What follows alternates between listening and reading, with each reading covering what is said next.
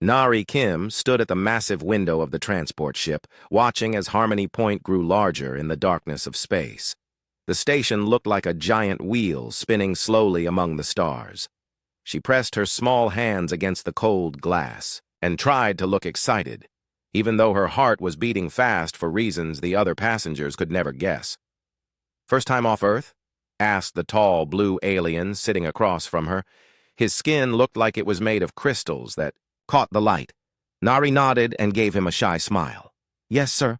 I am very nervous." She made her voice sound small and scared. The alien laughed in a way that sounded like wind chimes. "Do not worry, little human.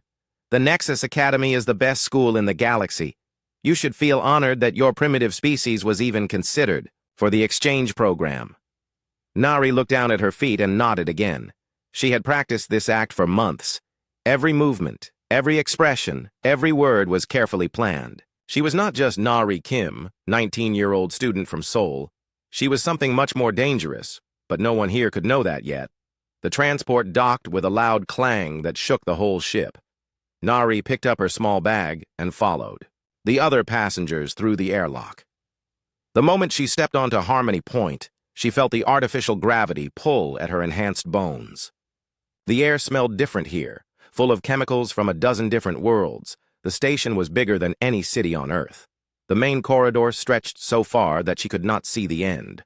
Aliens of every shape and size walked past her. Some had scales, some had fur, some looked like walking rocks.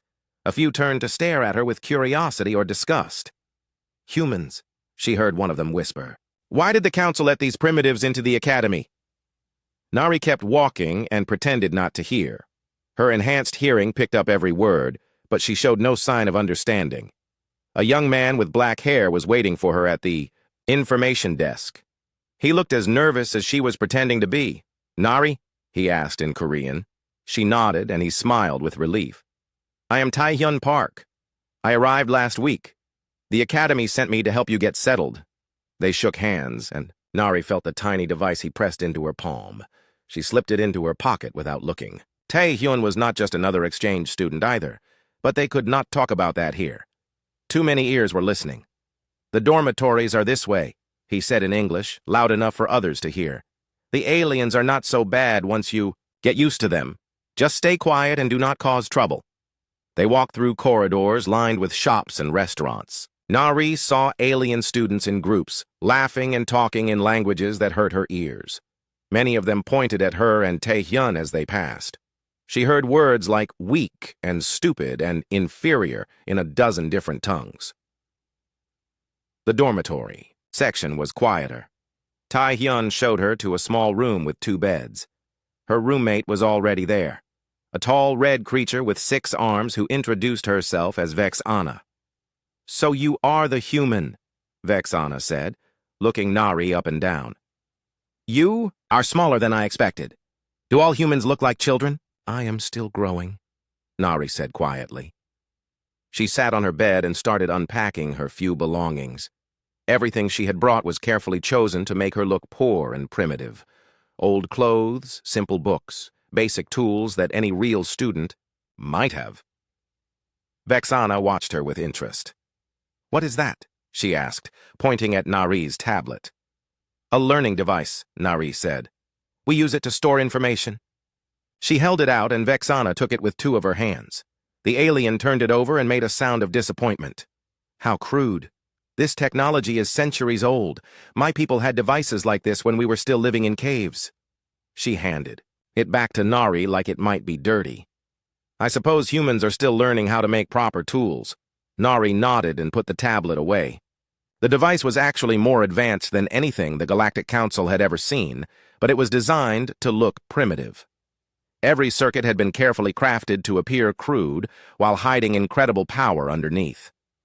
That evening, Tae-hyun took her to the academy cafeteria. The huge room was full of alien students eating strange foods and making loud noises. Nari followed him to a table in the corner where a few other humans sat together. "This is Nari," Tae-hyun announced. She just arrived from Earth. The other humans welcomed her with tired smiles. They all looked worn down, like they had been carrying heavy weights for too long. One girl named Ye-jin had a bandage on her arm. What happened? Nari asked, pointing at the bandage. Training accident, Yejin said quickly. The aliens do not understand how fragile we are. They play too rough sometimes. Nari noticed how the other humans looked at each other when Yejin said this. They were hiding something, but she did not push. She would learn the truth soon enough. After dinner, Taehyun walked her back to the dormitory. They stopped in an empty corridor, and he activated a small device that would block any listening equipment. How much do you know about what is really happening here? He asked in a low voice. Enough, Nari replied. Her voice was different now, stronger and more confident. How bad is it? Worse than Earth expected. The aliens do not just think we are primitive. They think we are animals. Some of them treat human students like pets or toys. Others just ignore us completely. And the Academy administration? They pretend to care about equality, but they do nothing when aliens hurt human students. They say it is all just misunderstandings or accidents. Nari nodded. This was what Earth had suspected, but they needed proof. They needed to see exactly how the galaxy treated species they considered inferior. What about Captain Lee? She asked. He arrived yesterday. Officially, he is here as a diplomatic observer. Really, he is here to watch over the human students. Taehyun paused. And to watch over you. Good. Has he made contact? Not yet. He is being very careful. The aliens are watching him closely.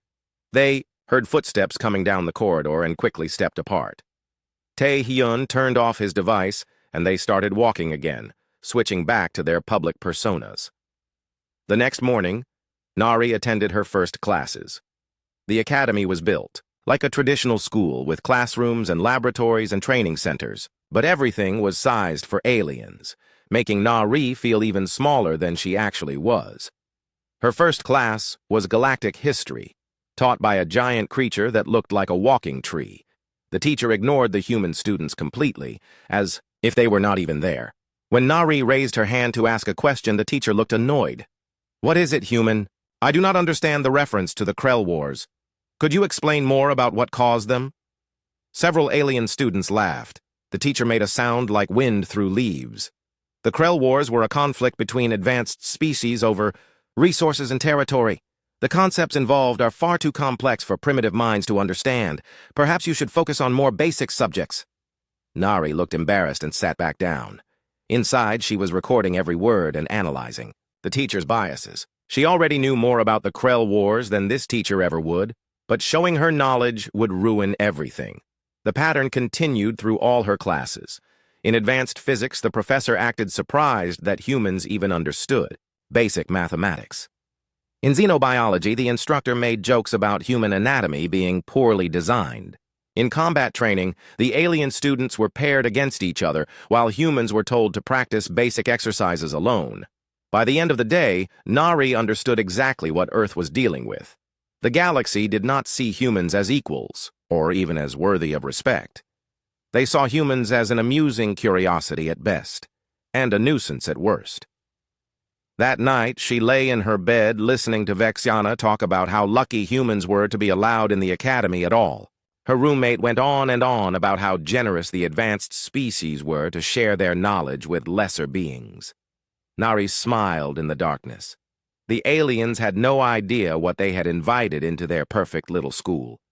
They thought they were teaching primitive humans about the wonders of galactic civilization. Really, they were giving Earth's most dangerous weapon a front-row seat to study their weaknesses. 3 weeks had passed since Nari arrived at Harmony Point. Each day brought new humiliations and fresh reminders of how the galaxy really saw humanity. The alien students had grown bolder in their treatment of humans, and the academy staff continued to pretend nothing was wrong. Nari sat in the back of her quantum mechanics class, watching Professor Zalthek explain concepts she had mastered years ago. The tall gray alien had spent the first 10 minutes of class talking about how quantum theory was too advanced for developing species to understand fully. The mathematical complexity alone requires a neural structure that takes millions of years to evolve, the professor said, his 4 eyes looking directly at the human students. Some species simply lack the capacity for true scientific thought. Krextar, a young Vorthak noble, turned around to smirk at Nari. His reptilian features twisted into what passed for a smile among his people. He had been the worst of her tormentors, finding new ways to make life difficult for the human students every day. Perhaps the humans should take art classes instead, Krextar said loudly. I hear primitive species are good at drawing pictures on cave walls. The other Vorthak students laughed, along with several Luminari and Nethros. Professor Zalthaek did nothing to stop them. He actually seemed amused by the comment. Nari kept her face blank and looked down at her tablet. She was not taking notes on quantum mechanics. Instead, she was recording every insult, every act of discrimination, every moment when the Academy staff failed to protect human students. Earth would want detailed records of everything. After class, Krextar and his friends followed her into the corridor. There were 5 of them now, all young aliens from wealthy families who thought they owned the galaxy. They surrounded her near the lift banks where there were no security cameras. Going somewhere, little human? Krextar asked. He stood almost 8 feet tall, with thick scales and claws that could cut through metal. Like all Vorthak, he was built for fighting and conquest. I need to get to my next class, Nari said quietly. She clutched her tablet against her chest and tried to look scared. It was not hard to pretend when she was surrounded by creatures that could kill her with their bare hands. What class is that? Counting? Reading simple words? This came from Zephyra, a Luminari whose crystal body sparkled with inner light. I cannot imagine what use the Academy thinks humans could possibly be. Maybe they are here for entertainment, suggested Velthon, a Nethros whose gaseous form shifted constantly inside his containment suit. Watching primitive species try to understand advanced concepts is quite amusing. They moved closer, forming a tighter circle around her. Nari calculated distances and angles automatically. Her enhanced reflexes were already planning 17 different ways to disable all 5 aliens in less than 3 seconds. But she could not act yet. Earth needed more evidence of how the galaxy really worked. I think they smell funny, said another Vorthak. Like animals that have not been properly cleaned. All primitive species smell bad, Krextar agreed. It comes from living in filth for so long. Their whole planet probably reeks. Nari felt something hot and dangerous stir in her chest. These aliens were talking about Earth, about her home, about the billions of humans they had never met and would never understand. But she pushed the anger down and kept playing her role. Please let me pass, she said. I do not want to be late for class. What if we do not want to let you pass? Krextar asked. He reached out with one clawed hand and poked her shoulder, hard enough to make her stumble. What if we think you need to learn some manners first? The lift arrived and opened with a soft chime. Several other students got out, saw what was happening, and quickly walked away. No one wanted to get involved. When Vorthak nobles were having fun with humans, leave her alone, said a voice from behind them. Taehyun had appeared in the corridor, carrying his books from advanced diplomacy class. He looked calm, but Nari could see the tension in his shoulders. Oh, look, Zephyra said with crystalline laughter. Another primitive has come to help. How touching. 2 humans are not much better than 1, Velthon added. Perhaps we should teach them both about proper respect. Krextar's eyes glittered with something ugly. Yes, I think it is time for a practical lesson. The kind that leaves permanent memories. Nari felt Taehyun tense beside her. She knew he was calculating the same things she was. Both of them could end this confrontation in seconds, but doing so would blow their cover completely. They had to endure whatever came next. We have done nothing wrong, Taehyun said carefully. The Academy rules clearly state that all students should be treated equally. Rules? Krextar laughed, a harsh sound like rocks grinding together. Rules are for equals. You are not our equals. You are barely even sentient. He reached out faster. Then a normal human could react and grabbed Nari by the arm. His claws dug through her sleeve and into her skin, drawing blood. She gasped and tried to pull away, but his grip was like iron. Let go of her, Taehyun said, stepping forward. Or what? Krextar asked. What could a weak little human possibly do to me? Captain Woo Jin Lee chose that moment to round the corner. He wore the simple gray uniform of a diplomatic observer, and he walked with the careful steps of someone trying not to cause offense. When he saw what was happening, his face went very still. Is there a problem here? He asked in the mild tone of someone who did not want trouble. No problem at all, Krextar said, but he released Nari's arm. Just having a friendly conversation with our human classmates. Captain Lee looked at the blood on Nari's sleeve and then at the circle of alien students. His expression never changed, but Nari saw something cold and dangerous flicker in his eyes for just a moment. Perhaps you could continue your conversation later, he suggested. I believe all of you have classes to attend. The alien students looked annoyed, but they knew better than to openly defy a diplomatic observer. They dispersed slowly, making sure to bump into Nari and Tai Hyun as they passed. This is not over, little human, Krextar whispered as he walked by. Soon you will learn what happens to species that do not know their place. Captain Lee waited until they were gone before speaking. Are you injured? He asked Nari. Just scratches, she replied, looking at her bleeding arm. Nothing serious. I see. Captain Lee's voice was carefully neutral. Perhaps you should visit the medical center to have that looked at, and perhaps you should file a report about this incident. Nari shook her head. It was just a misunderstanding. I do not want to cause trouble. Captain Lee studied her face for a long moment. She could see him evaluating her response, understanding what she was really saying. They both knew that filing a report would accomplish nothing except making the aliens angrier. Very well, he said finally. But please be careful. Some species have different ideas about appropriate behavior than humans do. He walked away, leaving Nari and Taehyun alone in the corridor. They waited until he was out of sight before entering the lift. That was too close, Taehyun said quietly as the doors closed. They are getting bolder. Good, Nari replied, surprising him. Earth needs to see how far they are willing to go. And what if they go too far? What if they actually hurt you? Nari looked at the blood on her sleeve and smiled. It was not a nice smile. Then they will discover that some humans are much harder to hurt than they think. The rest of that day passed quietly, but Nari could feel the tension building. The alien students watched her with new interest, as if they had decided she was worth their attention after all. Krextar and his friends made a point of being wherever she was, always just at the edge of her vision. That evening in the cafeteria, things came to a head. Nari was sitting with the other human students when Krextar's group approached their table. The Vorthak noble was carrying a tray of food that looked like rotting meat swimming in green sauce.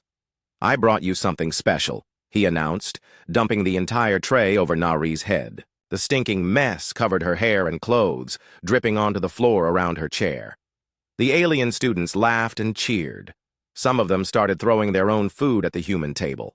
Nari sat perfectly still, covered in alien garbage. While chaos erupted around her, Academy security arrived eventually, but they did nothing except tell everyone to clean up the mess. No one was punished. No one was even officially warned. The humans were told that food fights were a common occurrence, and they should not take it personally. Later that night, Nari stood in the shower washing alien food out of her hair.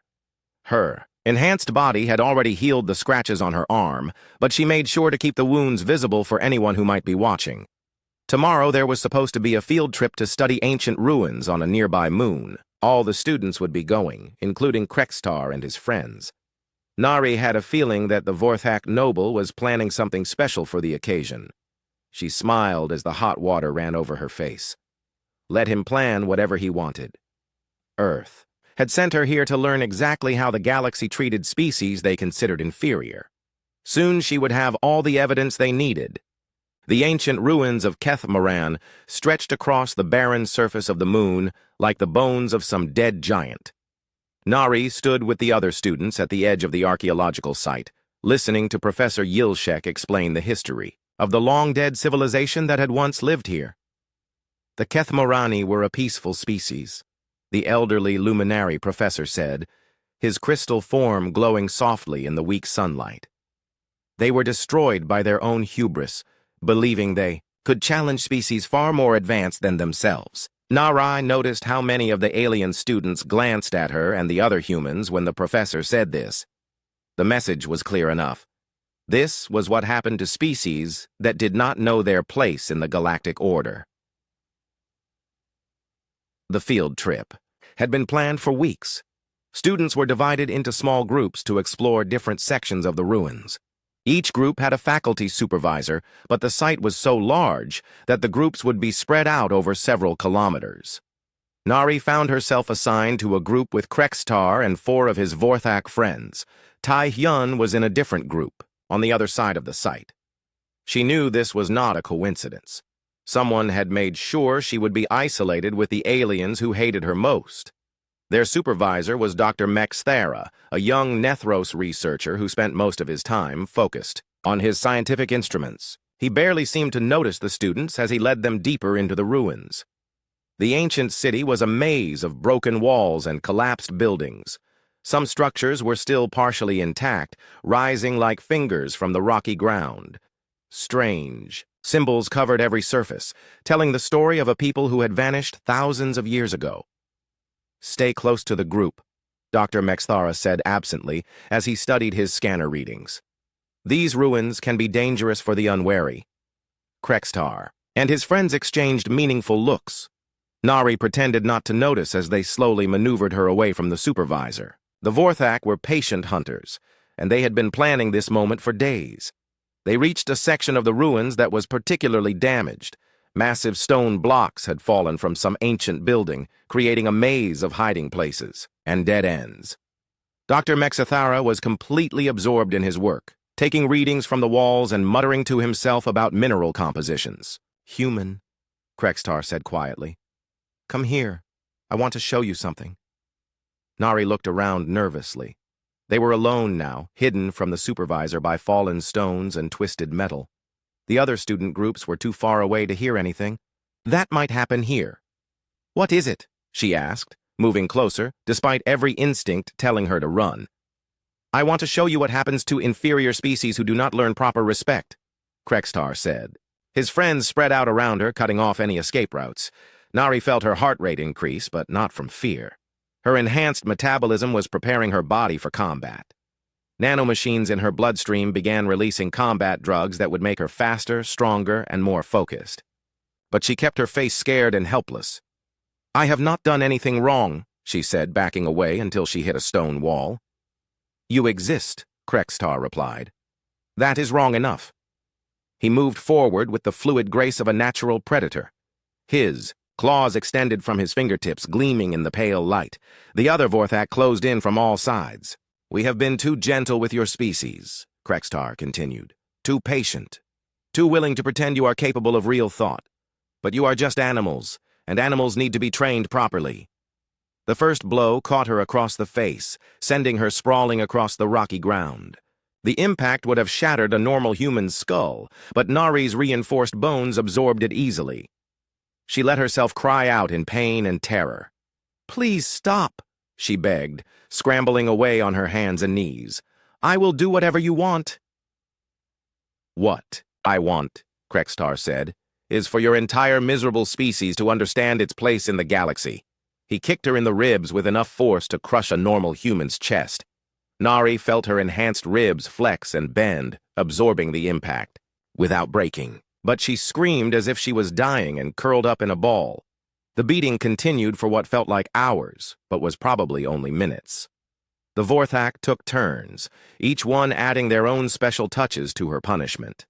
They broke her left arm with a sickening crack, split her lip with casual backhand strikes, and left deep cuts across her back with their claws.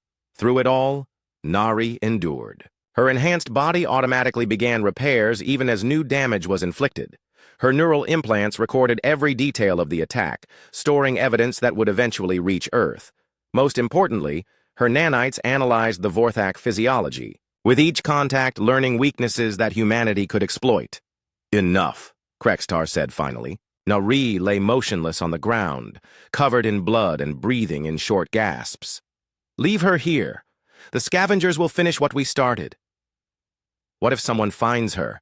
asked one of his friends. "Then they will find a dead primitive who wandered off and got lost in dangerous ruins," Krextar replied. "Accidents happen all the time to species too stupid to take proper care." They walked away, laughing among themselves about human weakness and stupidity. Nari waited until their voices faded completely before allowing herself to move. The broken arm was already healing. Her enhanced bone structure was knitting itself back together with microscopic machines that worked faster than any natural process. The cuts on her back had stopped bleeding, and new skin was growing over the wounds. She sat up slowly and took inventory of her condition. To any outside observer, she looked like a human girl who had been brutally beaten and left for dead. In reality, she would be completely healed within hours. But the most important thing was not her physical condition. It was the data her implants had gathered during the attack. She now had complete biometric profiles of 5 young Vorthak, including detailed analyses of their bone density, muscle fiber composition, and nervous system responses. More importantly, she had absolute proof of how the galaxy's advanced species treated those they considered inferior. No court in the universe could ignore video evidence of 5 aliens nearly beating a human girl to death for sport.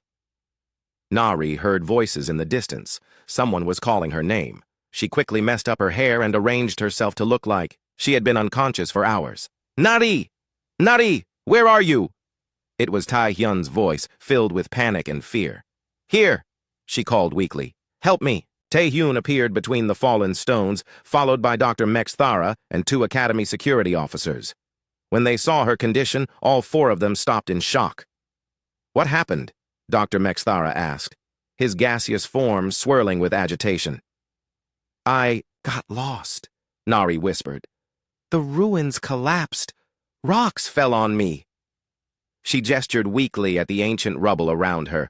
Tae-hyun knelt beside her and gently examined her injuries. When his fingers touched her broken arm, she cried out in pain, but she also felt him place a tiny device against her skin, so small that no one else would notice it. "We need to get her to medical immediately," he said. "She might have internal injuries." The security officers called for an emergency transport. Within minutes, a medical shuttle arrived to take Nari back to Harmony Point. As they lifted off from the moon's surface, she watched the ruins disappear below and smiled, despite her pain. The shuttle's medical scanner showed exactly what she wanted it to show: a human girl with multiple injuries consistent with a structural collapse, broken bones, lacerations, and signs of severe trauma. No evidence that she had been attacked by other students. At the Academy Medical Center, she was rushed into emergency treatment. The alien doctors worked efficiently to stabilize her condition and repair the damage. They were genuinely shocked by the extent of her injuries. "Remarkable," muttered Dr. Velkoth, the chief medical officer. "A human body should not have survived this level of trauma. She must be stronger than her species appears." Nari lay still on the medical table and let them work. The doctors had no idea that her body was already healing itself faster than their instruments could measure. They thought they were saving her life, but really they were just documenting the evidence. Captain Lee arrived while she was still in surgery. He stood outside the operating room with Tai-hyun, both of them watching through the transparent walls as the medical team worked. "How bad is it?" Captain Lee asked quietly. "Bad enough," Tae-hyun replied. "But she will live. Humans are tougher than most species realize." Captain Lee nodded slowly. "And I suppose this was another accident? Another unfortunate misunderstanding?" "According to the official report, yes. The ruins are dangerous. Structural collapses happen all the time." "I see." Captain Lee's voice was carefully neutral, but Nari could see the anger in his eyes even through the medical equipment. How convenient for everyone involved. 3 hours later, Nari was moved to a recovery room. Her arm was in a cast, her face was covered with bandages, and monitoring equipment beeped softly around her bed. To everyone watching, she looked like a human girl, lucky to be alive. Late that night, when the medical center was quiet and the alien staff thought she was sleeping, a new visitor arrived.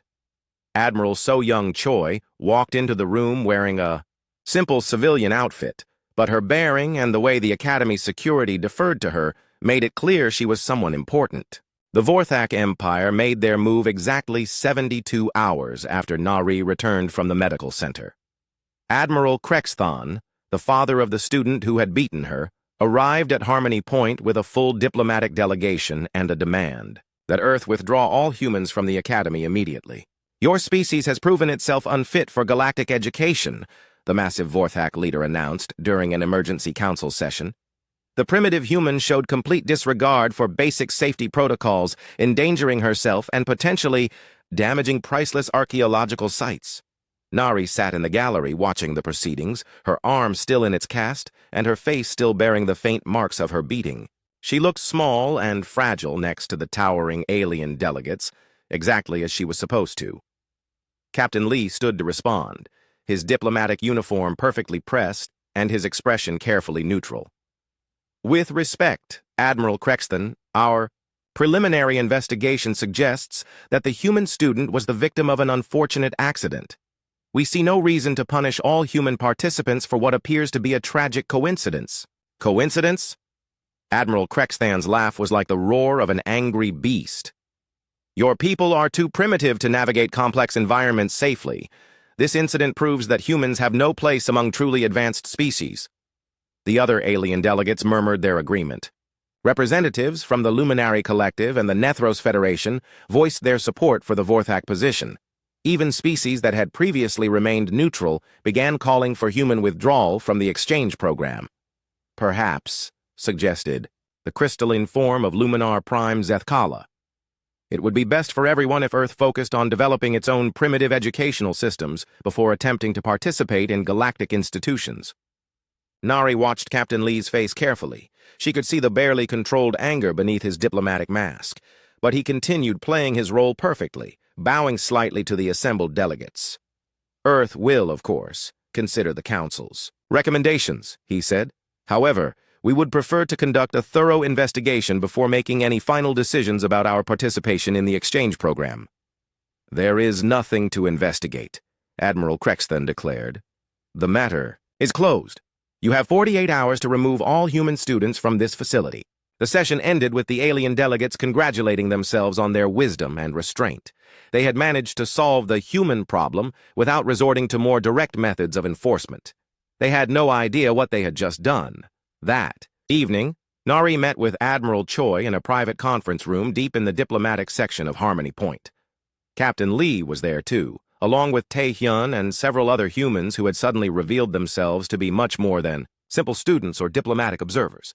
The Vorthak have given us everything we need, Admiral Choi said, reviewing the data on her secure tablet.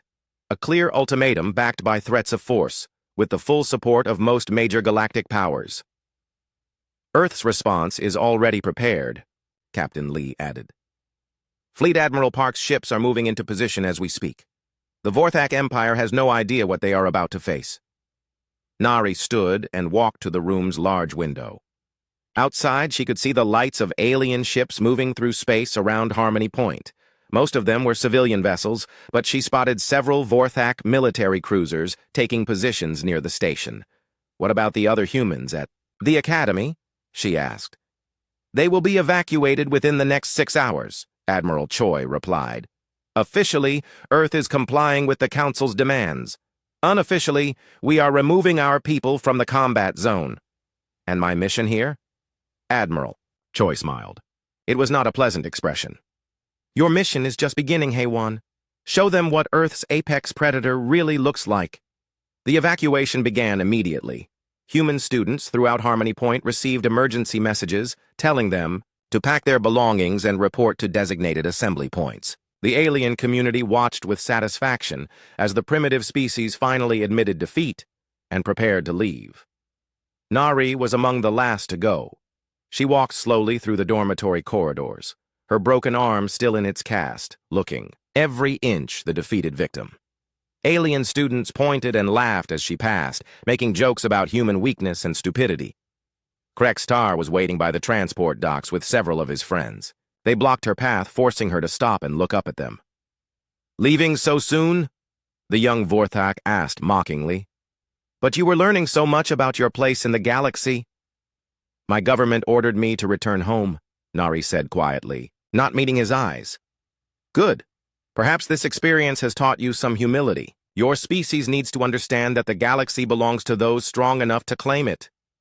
Nari nodded and tried to walk around him, but Krextar grabbed her good arm with his clawed hand.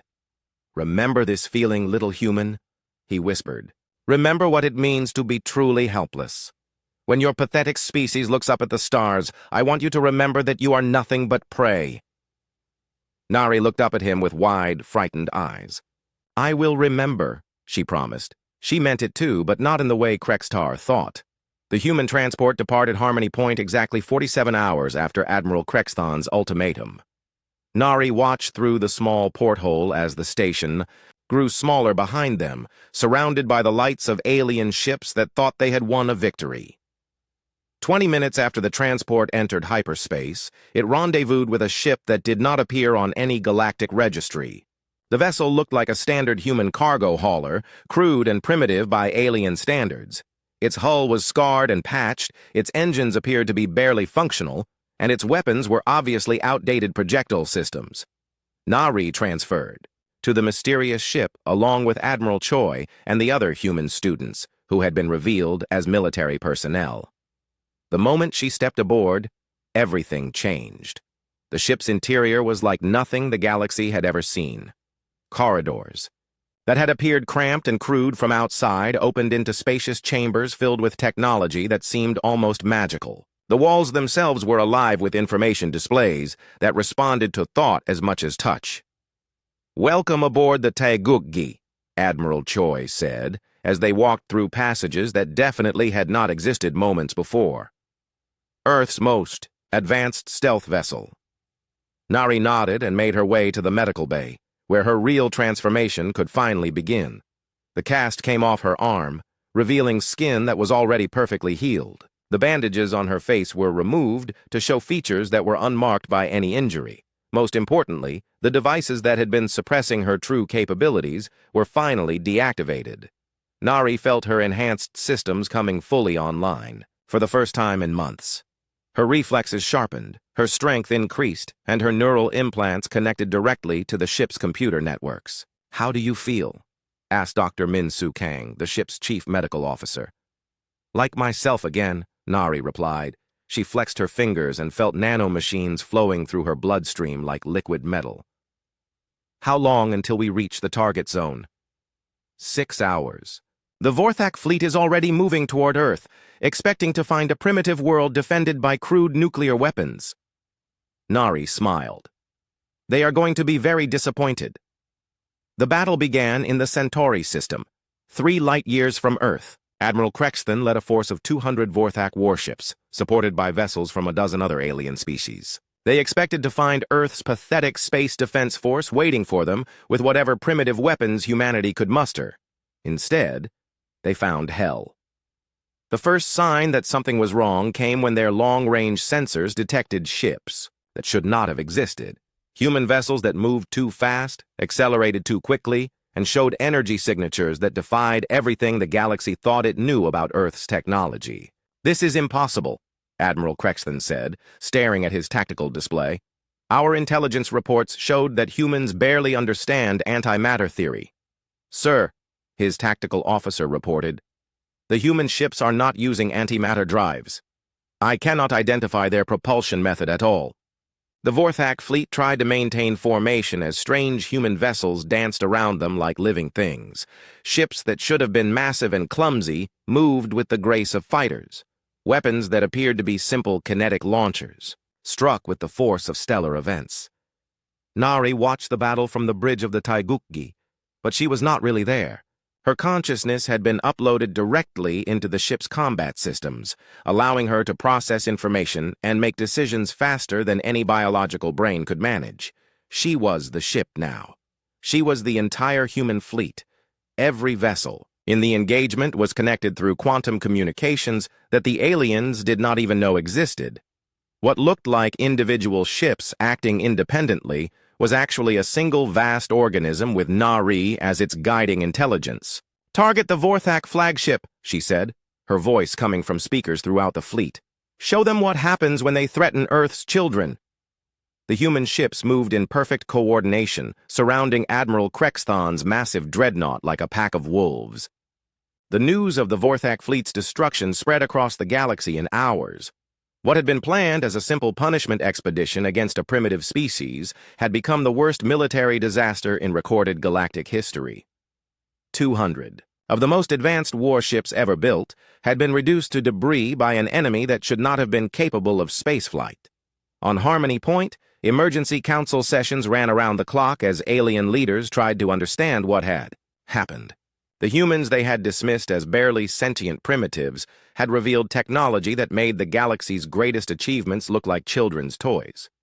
Nari stood in the docking bay of Harmony Point, watching through the massive transparent barriers as human ships took positions around the station. They moved with the fluid grace of living creatures, their hulls shifting and adapting as if they were made of liquid metal rather than solid matter.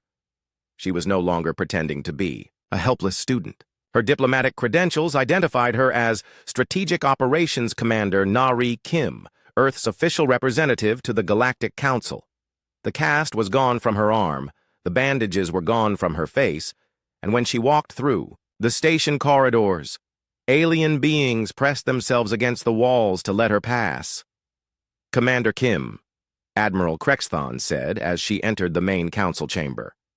The massive Vorthak leader looked smaller somehow, his proud bearing replaced by barely controlled fear. "I want to know what happened to my fleet." Nari took her seat at the council table with calm deliberation. Around her sat the most powerful beings in known space, Luminar Prime Zethkala, whose crystal form no longer sparkled with confidence, Nethros Chancellor Velmiran, whose gaseous body swirled with nervous energy, and a dozen other representatives who had spent months treating humans like amusing pets. "Your fleet encountered Earth's actual military capabilities," she replied in a voice that carried no emotion at all. "The results were exactly what Earth expected them to be." "Impossible," Zethkala said, her crystalline structure flashing with agitation. "Our intelligence clearly showed that humans barely understand basic physics. Your ships should not even be capable of faster-than-light travel." Nari smiled, and every being in the room felt a chill run through their bodies. It was not the smile of the frightened girl they remembered. It was the smile of a predator that had been playing with its food. "Your intelligence was carefully designed to show you exactly what Earth wanted you to see," she said. "Did you really think we would reveal our true capabilities to species we had not yet learned to trust?" She activated a holographic display that filled the center of the council chamber. Images appeared showing the battle in the Centauri system, but from angles and perspectives that no alien vessel could have recorded. "Earth has been watching the galaxy for over a century," Nari continued. "We have studied your technologies, your military capabilities, your political structures, and most importantly, your cultural attitudes towards species you consider inferior." The hologram shifted to show human ships that looked nothing like the crude vessels the aliens thought they knew. These were sleek predators of metal and energy, moving through space with purpose and intelligence. The exchange program was not an opportunity for humans to learn from advanced alien civilizations, Nari said. It was an opportunity for Earth to conduct the most comprehensive intelligence operation in galactic history. Admiral Krexthon's claws extended involuntarily. "You used our own generosity against us. You sent spies disguised as students. We sent observers to see how the galaxy truly functions when it thinks no one is watching," Nari corrected. "What we found was a collection of species so convinced of their own superiority that they could not imagine being studied by those they considered primitive." The hologram changed again, this time showing recordings from inside Harmony Point. Alien students mocking humans, faculty members dismissing human capabilities, and worst of all, the footage of Krexatar and his friends beating Nari in the ancient ruins. Every insult, every act of discrimination, every moment of cruelty was recorded and analyzed, Nari said.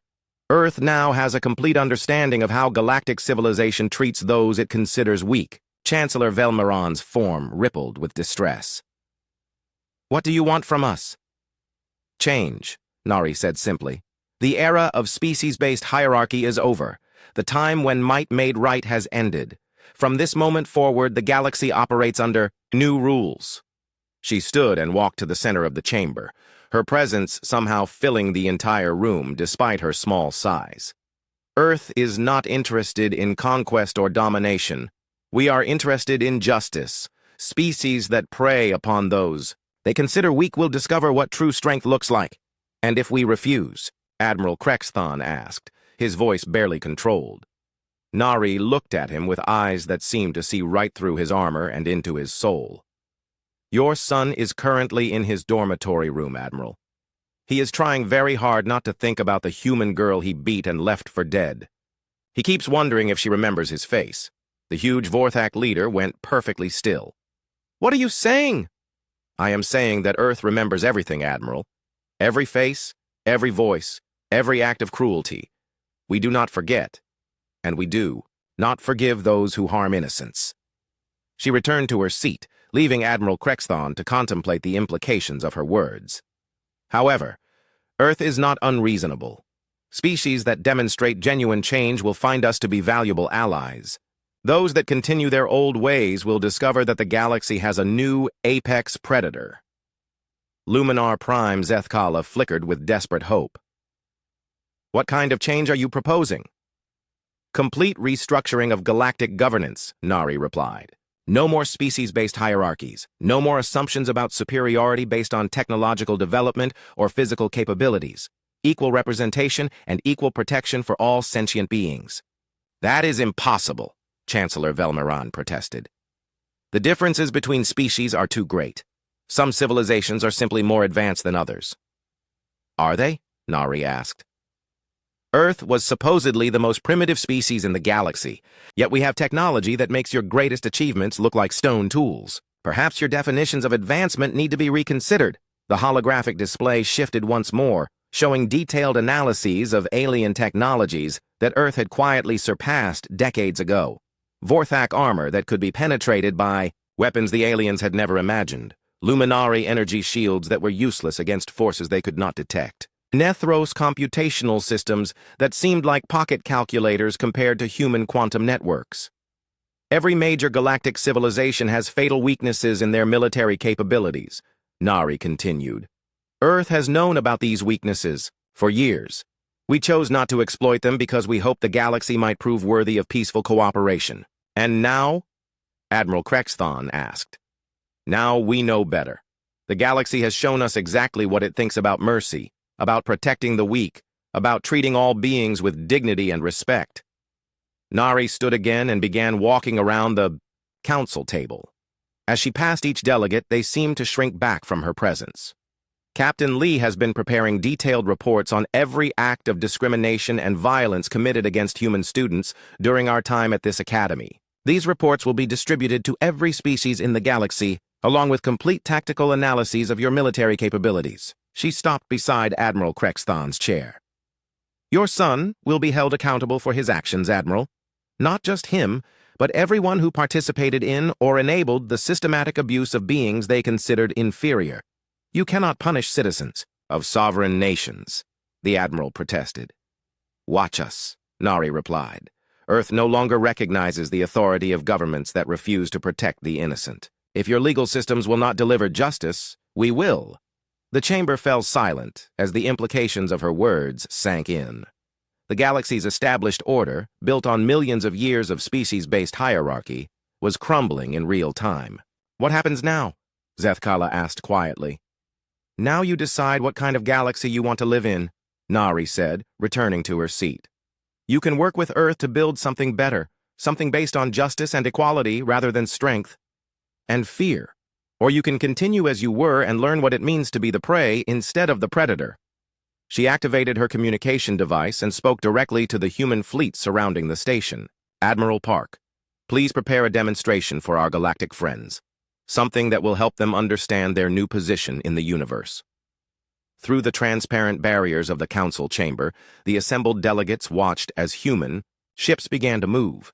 They formed patterns that seemed impossible, their hulls flowing and reshaping themselves as if they were made of living matter rather than metal.